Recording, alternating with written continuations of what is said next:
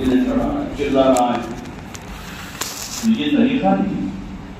وہ پوچھو علماء سے میں کیا کروں، تو میں نے بات رکھی، کر رہا ہے گھر والے نہیں مان رہے، میں نے بیٹے سے کہا سمجھا نہیں سمجھ رہا، اب مجھے کیا کرنا چاہیے، اس کو طریقہ بتائیں گے، جتنے جائز کام ہے تم شریک ہو جاؤ، اور جو ناجائز کام ہے تم اپنی ناراضگی باقی رکھو، میں ان کاموں سے راضی نہیں ہوں تم لوگ کرتے ہو۔ لیکن اس کی وجہ سے بس اتنا ہی تھا کہ وہ کہتے ہیں گجرات میں وعدہ لے کر ایسا لکھتے ہیں، کوئی بات ہوتی ہے مضمون میں کہ بھائی یہ ٹھیک ہے، یہ ٹھیک ہے، یہ تیسری بات جو ہے نا وعدہ لے کر کہ میں نے وعدہ چاہا ہوں، ایسا لکھتا ہے گجرات میں، بھائی یہ ٹھیک ہے، یہ ٹھیک ہے، یہ نہیں کہ ایک مسئلے کا جھگڑا ہے آدمی پوری زندگی وہ جھگڑا تعمیل کرتے، بس سمجھ رہے ہیں، ایک مسئلے کا جھگڑا ہے یا ایک مسئلے میں ہمیں ناراضگی ہے کسی بات کی، کیوں اور ناراضگی کیسے ہوگی؟ ہمارے دماغ اور ہماری عقل کی کوئی ناراضگی نہیں۔ حدیث میں آتا ہے الحب للہ والبغض فی اللہ، محبت بھی اللہ کے لیے ہے، اور اگر کوئی ناراضگی ہے تو کس کے لیے ہے؟ اللہ کے لیے۔ اللہ کا حکم اس طرح کا، اس لیے ناراض۔ میں حضور صلی اللہ علیہ وسلم کا طریقہ چھوڑ رہا ہوں، سری طور پر کوئی ایسا کام ہو رہا ہے جو شریعت میں جائز ہی نہیں ہے، تو اس میں تو آدمی پوری ناراضگی کا اظہار کرے گا کہ تو ناجائز کا۔ من رأى منکرا منکم فلیغیرہ بیدہ، کہ تم میں سے اگر کوئی آدمی کوئی غلط کام کو ہوتا ہوا دیکھ رہا ہے تو وہ اپنے ہاتھ سے اس کو دفع کرے، ختم کرے۔ اور علماء نے لکھا کہ یہ کام جو حکومت کا ہے، امیر المومنین کا ہے، یا امیر المومنین کی طرف سے متعین کردہ جو لوگ ہوں گے، شریف قاضی ہوگا یا اور جو عملہ اس کے لیے متعلق ان کا، اگر اتنی استعداد نہیں آدمی میں تو پھر کیا کرے وہ کہ اپنی زبان سے روکے۔ تو یہ تو سب کر سکتے ہیں، اور زبان سے روکنے کا طریقہ ہے سمجھنا سمجھانا، سمجھنا سمجھانا، محبت کے ساتھ، نرمی کے ساتھ، پیار سے طریقہ بتایا جائے۔ اور اگر وہ بھی نہیں قابو میں آ رہا ہے ہمارے سمجھ تو اب اس میں زیادہ پیچھے نہ پڑ جائے، تیسرا طریقہ اختیار کر لیں۔ اگر سمجھنے سمجھانے سے بات نہیں مانی، اب انہوں نے نہیں مانا، میں نے کہا ان کو جا کر کہا، پھر ان کو جا کر کہا، صبح ان کو کہا، شام کو ان کو کہا، شام کو، تو یہ تو اور زیادہ فساد کا ذریعہ ہو۔ اس لیے علماء نے طریقہ لکھا امر بالمعروف و نہی عن المنکر کا، ابھی کیسے کریں، وہ بھی سیکھنے کی چیز کیسے سمجھا، اظہار ہمدردی نہ اس کی غیبت نہ کرتے رہے، بلکہ اس کا طریقہ۔ آخری چیز پر پھر آدمی بنام پہ کفایت کریں کہ وہ ذمہ داری اس کی پوری ہو جائے کہ وہ اپنے دل سے تدبیر کرے، دعا مانگے، اس آدمی کے ساتھ تعلق بناوے، اتنا تعلق بنا دو جو میری بات مانتا ہو جائے، ایسی تدبیر کرے اپنے دل پر، یغیرہ بقلبہ، جو اپنے دل سے خالی برا سمجھ لینا کافی نہیں ہوگا۔ علماء نے لکھا کہ خالی برا سمجھ لینا کافی نہیں ہوگا۔ اور اسرائیل پر جو لعنت ہوئی وہ وجہ اور وجوہات کی وجہ تھی، کانوا لا یتناہون عن منکر فعلوہ لبئس ما کانوا یفعلون، کہ وہ ایک دوسروں کو روکتے تھے، سمجھاتے تھے، لیکن نہ ماننے کے بعد بھی وہ اتنا کافی سمجھ لیتے تھے، تو وہ کافی نہیں ہو گیا۔ جب تدبیر پہ سوچا آدمی کیسے ختم، تو اس لیے کوشش ہماری ہو کہ ہمارا ہر کام سنت پر ہو، اس میں سنت کی برکت ملے گی، اور طریقہ وہی صحیح ہے، اس کے علاوہ جتنے ہیں سب غلط ہیں، طریقہ وہی ایک ہی صحیح ہے، اللہ نے فیصلہ کیا ہے۔ اور حضور صلی اللہ علیہ وسلم فرمایا اگر موسیٰ علیہ السلام بھی زندہ ہوتے تو میرا اتباع کرتے، اور عیسیٰ علیہ السلام قرب قیامت میں آئیں گے تو وہ میری شریعت پر عمل کریں گے، تو اور کسی کے لیے کیا گنجائش بچتی ہے؟ عیسیٰ اور موسیٰ علیہ السلام جو صاحب کتاب نبی ہیں، دونوں چار ہی کتابیں، چار نبی ہیں کتاب والے، اس میں پڑھتے ہیں مکتب میں، تورات پر نازل ہوئی، انجیل کے اوپر، قرآن میں، تو چار ہی ہے، ان میں سے دو ہیں، یہ دو صاحب شریعت صاحب کتاب نبی ہیں۔ حضور علیہ السلام فرما رہے کہ اگر وہ زندہ ہوتے تو میرا اتباع کرتے، اور عیسیٰ علیہ السلام قرب قیامت میں آئیں گے تو بھی آپ کا اتباع کریں گے، تو اب کسی اور کے لیے کوئی گنجائش رہتی ہے؟ کوئی گنجائش نہیں، ایک ہی طریقہ صحیح ہے وہ آپ کا، یہ بات حتمی دیتے ہیں۔ اور اس کے علاوہ جتنے طریقے ہیں، چاہے وہ ابا کا ہو، دادا کا ہو، نانا کا ہو، پردادا کا ہو، قوم کا ہو، سماج کا ہو، نیا ہو پرانا ہو، وہ سارے منسوخ ہو چکے۔ جب نبیوں کے ان طریقوں کو جو آسمان سے اتارے گئے تھے، حضور صلی اللہ علیہ وسلم کے آنے کے بعد اللہ نے اس کو منسوخ کر دیا، تو پھر قوم و سماج کے رسم و رواج کے لیے کوئی گنجائش نہیں رہتی، چاہے نماز روزہ عبادت ہو یا نکاح اور موت میت ہو، کوئی گنجائش نہیں۔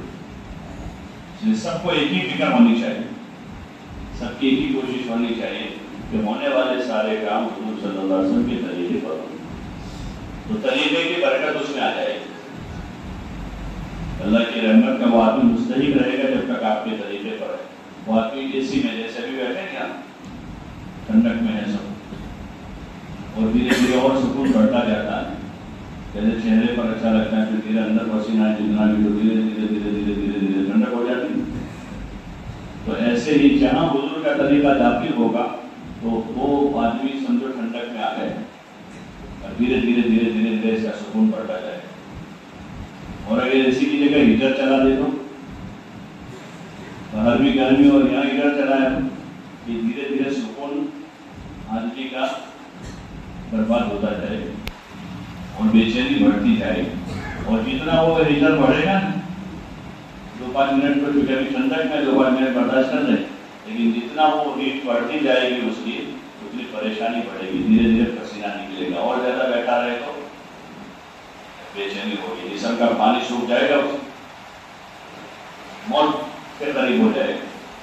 ایسے آدمی جتنی دیر سنت کے دائرے کے باہر ہیں اتنا وہ پریشانی میں بے چینی میں اس کی بڑھتی جائے گی، دنیا میں بھی، قبر میں بھی اور آخرت میں۔ اس لیے کوشش کرنی چاہیے نکاح اور نکاح کے بعد کی زندگی کو بھی سنت پر لا۔ سنت کے راستے کی سب سے بڑی رکاوٹ تو ہمارا نفس ہے، چاہتے جو ہے کہ وہ سنت پر عمل نہیں کرنا دیتے، اس لیے نفس کو جو ہے مارنا، اس کا علاج یہی نفس کو مارنا ہے۔ بھائی سانپ کو پالا نہیں کیا کر، سانپ کو کوئی پالتا ہے؟ سانپ تو گھر میں آیا تو کیا کریں گے، اس کو مارنا کا تاکہ اس کی مضرت سے آدمی محفوظ ہو جائے۔ ایسے نفس کو مارنا ہی مارنا ہے، ایک مرتبہ مارا دوبارہ زندہ ہو کر آ جاتا ہے۔ نفس وہ ایک مارا، وہ کھٹمل ہوتے ہیں، کھٹمل آپ نے ایک مارا ہے صبح دوسرے 10 نکل آتے ہیں، وہ 10 مارے دوسرے 100 نکل آتے ہیں۔ ایسے نفس جو ہے نا، نفس کو دوبارہ جھگڑا ہوتا رہتا ہے، تو اس کو روزانہ مارنا پڑے، یہ بھی صبر ہے۔ علماء نے لکھا ہے کہ نفس کی چاہتوں کو پورا نہ کرنا اور اللہ کے حکم پر جمنا، یہ صبر ہے، اسی کے حکم ہے صبر، صبر کرا اور چاہتوں کے پیچھے نہ جائے، اس لیے کہ چاہتیں کبھی پوری نہیں ہوتی، چاہتیں کبھی پوری نہیں ہوتی۔ اس دنیا میں گنجائش ہی نہیں ہے کہ کسی کی چاہت پوری ہو جائے، کیپیسٹی نہیں ہے۔ چاہتیں پوری کرنے کی جگہ جنت، لکم فیہا ما تشتہی انفسکم، جنت میں چاہتیں ساری پوری ہو جائے۔ تو پھر یہاں کیا کریں، دنیا میں کیا کریں؟ کہ دنیا میں ضرورت پوری کریں، ضرورت کو نہ ہو۔ ایک آدمی بھوک لگی ہے، کھانا کھا لے، ایک وقت 2 وقت 20 وقت نہیں کھایا مر جائے گا تو گنہگار ہوگا، اس کو حکم ہے کہ کھائے، کھانے کے لیے کماوے، اس کا حکم اتنا کماوے جس سے کھانا کھا سکے۔ اور اپنے ذمے جو ہے بیوی کا، بچوں کا، اگر والدین کی بھی ذمہ داری اس کی ذمہ آ جاتی ہے، بعض سے مواقع وہ آتے ہیں جہاں والدین کی بھی ذمہ داری آتی ہے، جب تک وہ ہٹے کٹے ہیں، تندرست ہیں، ان کے پاس ہیں تو ذمہ داری نہیں، وہ خود اپنا کھائیں گے۔ لیکن اگر وہ تھکا ان کا نہیں ہے تو بچوں کی ذمہ داری لوٹتی ہے۔ تو جو ذمہ داریاں ہیں اس کو پوری کرے، ان کا کماوے آتا ہے، اور باقی فرائض کے ساتھ اس کو نماز، روزہ، سچائی، امانتداری، دیانتداری کے ساتھ کمانے میں سارا بھول نہ جائے۔ گاڑی 4 پہیوں پر چلتی ہے، ڈرائیور یہ کہنا میری طرف کا پہیا خالی رہنا چاہیے بس کا، اور 3 پہیے لے کر چلیں گے تو 4 پہیوں پر چلیں گے۔ ایسے یہ فریضہ ضرور ہے کمانے، لیکن وہ بہت سارے فرائض کے ساتھ، دوسرے فرائض کے ساتھ وہ فریضہ ہے، مطلب حلال جو ہے وہ دیگر فرائض کے ساتھ سچائی کے ساتھ آدمی کی تجارت ہے، سچائی بھی فرض ہے، امانتداری بھی فرض ہے، نماز بھی فرض ہے، روزہ بھی فرض ہے، اور اس پر مال کمائے تو زکات دینا بھی فرض ہے۔ تو ان سارے فرائض کے ساتھ وہ فرض ہے، دیگر فرائض کو چھوڑ کر نہیں۔ تو آدمی بقدر ضرورت کمائے گا، اور مزید گنجائش دے دی کہ ضرورت سے زائد بھی کماوے تو حرج نہیں، لیکن مال کا حق ادا کرے، مال کا حق ادا کرے، آدمی کماوے زیادہ لیکن اس کا حق ادا کرے، جو اس کا مصرف ہے وہاں لگاوے، جو اس کے حقوق ہے اس کو اس کے خانے میں رکھے، جہاں ہے جس ٹائر کی جو جگہ ہے وہ جگہ دے اسے۔ ابھی 4 ٹائر گاڑی کے اوپر رکھتا ہے اور یہاں 2 ہی لگاتا ہے، لوگ کہیں ویسا بھی بنے میں بنا رکھتے ہیں نا اوپر، تو کوئی دقت نہیں، تو اس کو لوگ عقل مند کہیں گے بیوقوف ہے، بولو نا یہ تو بیوقوف ہے، پہلے یہ 4 پورے کر لیں پھر جتنے اس کو اوپر لگا لینا، پہلے تو 4 اپنی جگہ لگا لیں، جیسے مال کے مصرف میں پہلے وہاں لگاوے پھر بچتا ہے تو اس کو آگے پر کیا کرنا ہے، اور اس کے لیے بھی کوئی طریقہ بتایا گیا ہے، اس کے لیے بھی طریقہ بتایا کہ اس کو کیا کرنا ہے، اس طریقے پر پھر وہ کرے گا۔ اس کے لیے دین کا صحیح علم ضروری ہے، ورنہ بہت سے لوگ جو ہے باوجود جذبے کے بھی اور باوجود اخلاص کے بھی قیامت میں خسارے میں جائیں، مخلص تھے اپنے کام، لیکن جو ہے جہالت کے ساتھ انہوں نے کیا، جہالت سے کیا، بغیر تکبیر تحریمہ کی نماز پڑھتے رہے، امام کے پیچھے جو نماز پڑھتے ہیں تو آ کر سیدھے ہی نماز پڑھتے تو بڑے اخلاص سے باندھتے ایسا برات کو کرتے، لیکن تکبیر تحریمہ نہیں پڑھتے، تکبیر تحریمہ پڑھی پہلی تکبیر فرض، 10 سال سے ایسی نماز پڑھی ہے، ایک بھی نماز نہیں، جہالت ہے، آدمی مخلص ہے، نماز بھی پڑھ رہا جہالت کے ساتھ۔ ایسے مالی حقوق میں بھی بعض مرتبہ سال بھر میں آدمی 50,000 روپے صدقہ دے دیتا ہے، 500 دیے، 1000 دیے، اس کو دیے، اس کو دیے، اس کو دیے، لیکن گن کر زکات ادا نہیں، وہ 10,000 50,000 نفل دے دی، لیکن گن کر زکات ادا نہیں۔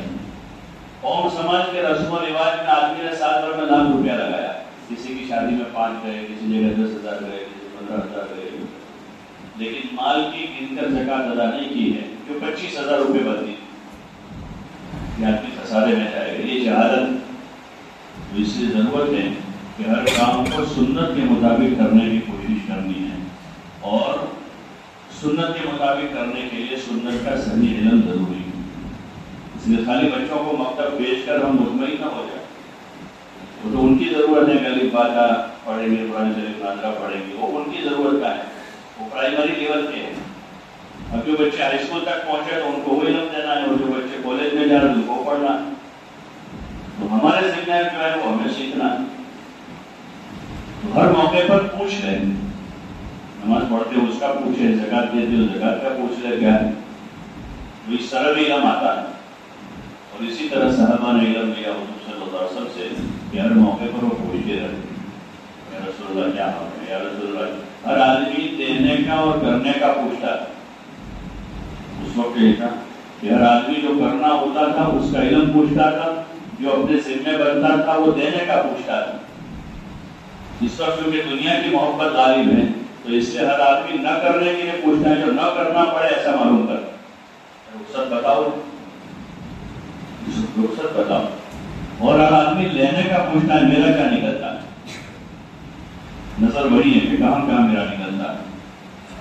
اگر حق ہے صحیح تو آدمی کرتا ہے، حرج ہے اس کو، اگر آدمی کا حق بنتا ہے لیتا ہے تو کوئی حرج نہیں، لیکن پہلے جو آدمی کو کرنا چاہیے وہ کیا کرنا ہے کہ مجھے دینا کس کو ہے، کس کو مجھے دینا، اور کیا کیا مجھے کرنا، اور کرنے میں بھی اچھا سے اچھا کیسے ہوگا وہ آدمی سوچے۔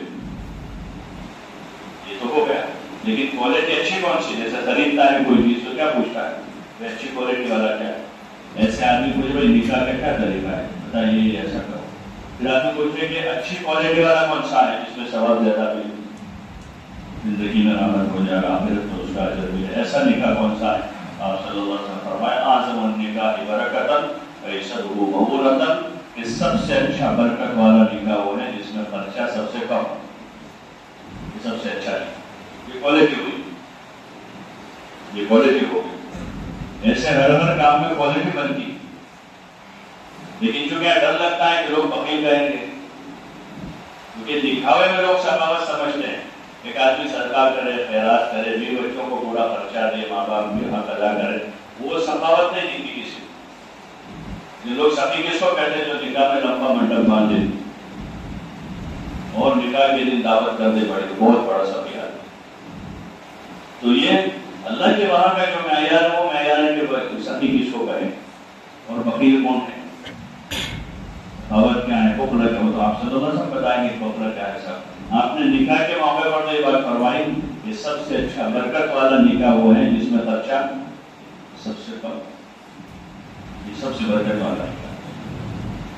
تو اس لیے کوشش کرنی چاہیے اس کی کہ سنت کے مطابق ہمارے سارے کام ہوں، نکاح بھی اور دیگر زندگی کے جتنے کام ہیں وہ آپ کے مبارک طریقے پر آئے. اور اس یقین کے ساتھ ہمیں اس کو کرنا ہے کہ ہماری کامیابی اسی طریقے پر ہے، اور اس کے علاوہ جو کچھ ہم کر رہے ہیں وہ غلط ہے، وہ ہم کو خود کو اس کو تسلیم کرنا ہو، تب جا کر چھوڑنے کی توفیق ہو. ورنہ یہ ہے بھائی یہ بھی طریقہ ہے، یہ بھی ہے، ہم نے وہ نہیں کیا، اس پر کیا، اس میں کیا حرج ہے. آدمی اسی غلطی میں زندگی گزارتا رہے گا اور موت کے بعد ہمیشہ پچھتائے گا. اس لیے کوشش کریں اس وقت جو نکاح ہو رہا ہے اس میں بھی آگے کی زندگی اس مطابق گزریں، اور باقی بھی جن کے نکاح ہو چکے ہیں تو باقی زندگی جو ہے اس مطابق کرنے کی کوشش کریں. اور اس کے لیے ذہن سازی، دینی امور پر اور سنت پر آنے کی ذہن سازی بہت کم. اس کے لیے گھر میں ذہن سازی کرے، ماحول بنا، تعلیم کے راستے سے گھر میں حضور صلی اللہ علیہ وسلم کے، صحابہ کے، حضور صلی اللہ علیہ وسلم کی بیٹیوں کے اور آپ کے نواسوں کے ان کے واقعات سنا کرو. اس سے طلب اندر پیدا ہو، طلب پیدا ہوگی تو پھر طریقہ معلوم کریں گے. طلب ہی نہیں ہے تو طریقہ بلکہ بتایا جائے گا تو بھی پسند نہیں آئے گا، کیونکہ طلب ہی نہیں. بے طلب کی اچھی سے اچھی چیز بھی بتائے تو پسند نہیں کرتا، کہ طلب والے کو بتائیں تو اس لیے طلب پیدا کریں گھر والوں میں، بچوں میں، عورتوں میں. یہ ذمہ داری کا، اس پر ہم اپنی جان کھپا گھر میں اس کے لیے ٹائم دیں کہ ان کے اندر ہم دین کی طلب پیدا کریں، نماز کی، سنت شریعت کی طلب پیدا کریں. یہ ان کے لیے بھی کامیابی کا ذریعہ ہے، اور یہ ہر مسلمان مرد پر فرض ہے. وہ انفسکم واہلیکم نارا، اپنے آپ کو اور اپنے گھر والوں کو جہنم کے عذاب سے بچاؤ. اے علموہم الدین، یعنی ان کو دین سکھاؤ. اس کی کوشش کرنی چاہیے کہ وہ سیکھیں اور سیکھ کر پھر اچھا سے اچھا عمل کرنے والے بنیں. زندگی کے سارے کاموں کو حضور پاک صلی اللہ علیہ وسلم کے مبارک طریقے پر کرنے والے بنیں. اسی پر اپنی جان لگانا، مال لگانا، اپنے اوقات کو لگانا، یہ سب سے بہترین مشورہ ہے دنیا میں. دنیا کا سب سے بہترین مشورہ، جس کو اس کی توفیق ہو گئی یہ بہت بڑی توفیق ہے، شکر کرنا چاہیے. نہیں ہوئی ہے توفیق تو اللہ سے مانگنا چاہیے کہ سب سے بہتر مشورے میں یادات کو میں مشہور کروں. ورنہ مشورے تو دنیا میں بہت سارے مشورے. حضور صلی اللہ علیہ وسلم کے طریقے کا احیاء ہو جائے، حضور جو دین لے کر دین دنیا میں زندہ ہو جائے، اس کی جس کو توفیق ہو گئی یہ بڑا سعادت بن جائے. طوبیٰ لعبد جعلہ اللہ مفتاحا للخیر.